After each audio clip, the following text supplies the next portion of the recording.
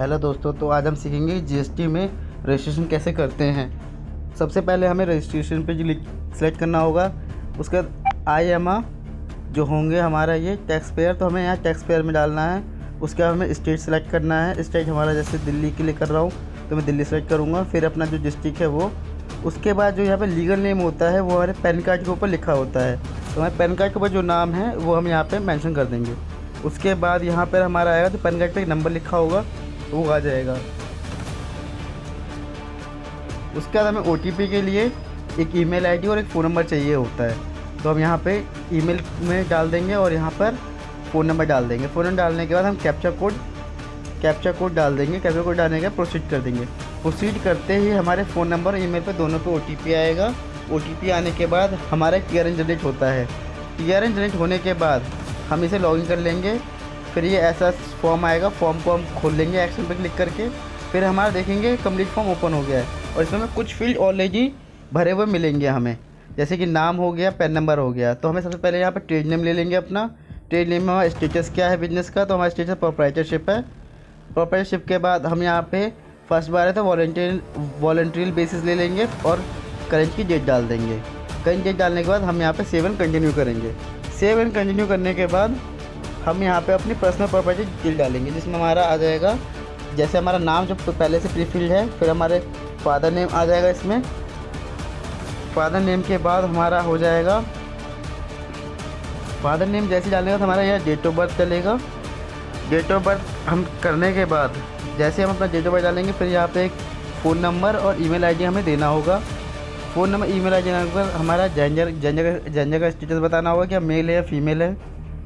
उसके बाद हमारे केस में ये हमारे फीमेल हैं। उसके बाद फीमेल डालने के बाद यहाँ पे हमें स्टेटस बताना होगा, क्योंकि हमारे केस में तो प्रॉपर्टी रहेगी तो हम यहाँ प्रॉपर्टी लिखेंगे। उसे सबसे नीचे आके फ़ोटो अपलोड करेंगे। फ़ोटो अपलोड करने के बाद यहाँ पे हमें अपना एड्रेस बताना होगा, जो हमारे आधार कार्ड पे लिखा एड्रेस होगा जहाँ पे हम रह रहे होंगे। तो हमें एक बार पूरा एड्रेस मेंशन करना होगा जियोग्राफिकल मैपिंग के थ्रू, जिससे हमें किसी फ्यूचर में किसी तरह की दिक्कतें ना आए और जीएसटी डिपार्टमेंट हमारे साथ प्रॉपर कम्युनिकेशन कर सके हमारे पर्सनल डिटेल्स पर। उसके बाद हम इसे अदर इन्फॉर्मेशन में यहाँ पे यस कर देंगे। यस करने का हमारा मतलब ये बनता है कि हम हैं जो प्रॉपर्टी है वही हमारा सैचुरेटेड भी है, जिसे हम साइनिंग अथॉरिटी दे रहे हैं। और ये साइनिंग अथॉरिटी हमारा ऑटोफिल होगा उसमें हमें, क्योंकि हमने वहाँ पे ऑन कर देता है इसलिए हमें कुछ यहाँ करना नहीं है। उसके बाद सेव एंड कंटिन्यू कर देंगे। सेव एंड कंटिन्यू करने के बाद हमारा दूसरा ऑप्शन हो जाएंगे, अगर हम किसी को रिप्रेजेंट करते हैं तो हमें रिप्रेजेंट करना नहीं है, तो हम डायरेक्ट आ जाएंगे सेव एंड कंटिन्यू करके हमारे बिजनेस एड्रेस पर। और जैसे ही हम बिजनेस एड्रेस पे जाते हैं तो यहाँ पे हम अपना बिजनेस एड्रेस डाल देंगे। बिजनेस में डाल के हमें इसे भी जियो मैपिंग के साथ हमें इसे भी वेरीफाई करना पड़ेगा, जिसमें हमारा वार्ड और कमिश्नरेट सब आ जाएगा। जैसे कि हमारे केस में कमिश्नर हमारा ईस्ट दिल्ली है।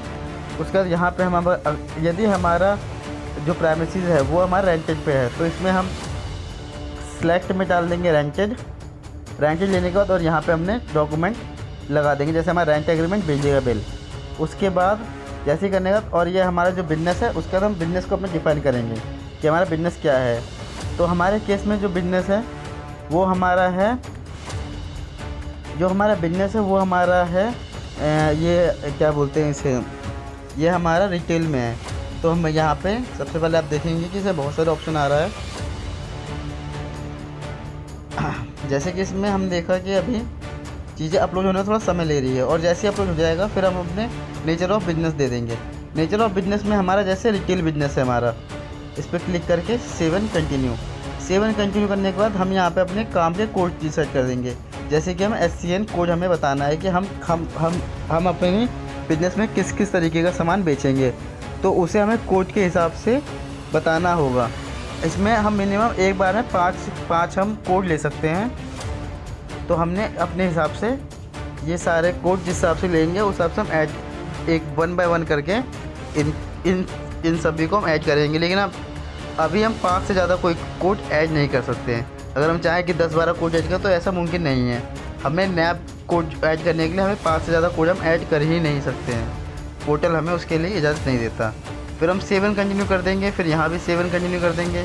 उसके बाद हमें आधार ऑथेंटिकेशन के लिए हम यहाँ पे यस कर देंगे। यस करने का तो यहाँ पे सेव एंड कंटिन्यू, ये एक मैसेज आएगा, इसे ओके कर देंगे। ओके करने के बाद हमारा सीधा ये ओपन हो गया वेरिफिकेशन कि हमने जो फॉर्म भराया है ये मैं सही हूँ और यही आदमी हूँ। तो हमारा नाम आ जाएगा, ऑथराइज सिग्नेटरी, यहाँ प्लेस आ जाएगा हमारा। प्लेस आने के बाद हमें EVC से हमें इसे वेरीफाई कर देना है।